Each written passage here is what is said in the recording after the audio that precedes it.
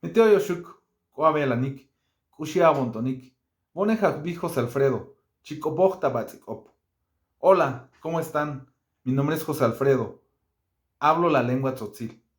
¿Sabías que hay 68 lenguas originarias en México según el INALI? ¿Hablas alguna de estas lenguas? Y si no, ¿te gustaría aprender alguna? Pues te invito a que aprendas tzotzil.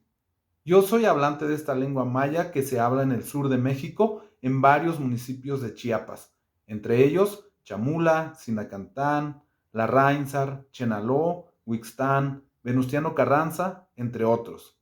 La lengua tzotzil es una lengua que se caracteriza por usar extensiones semánticas para ciertas expresiones. Por ejemplo, en algunos saludos, para decir cómo estás, se dice Kushiabontón, que literalmente significa ¿cómo está tu corazón? O Shnichimaj Kontón, mi corazón está floreciendo, para expresar una emoción de felicidad o regocijo. Otra de las características de esta lengua maya es que existen ciertas clases de palabras que en español no se codifican, tales como los afectivos, las posicionales, los clasificadores de forma, entre otros, o la ausencia del verbo ser y estar.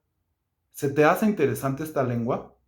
Pues te invito a que te inscribas en este curso básico de Tzotzil en Yolitia, Centro de Lenguas Indoamericanas. Los esperamos.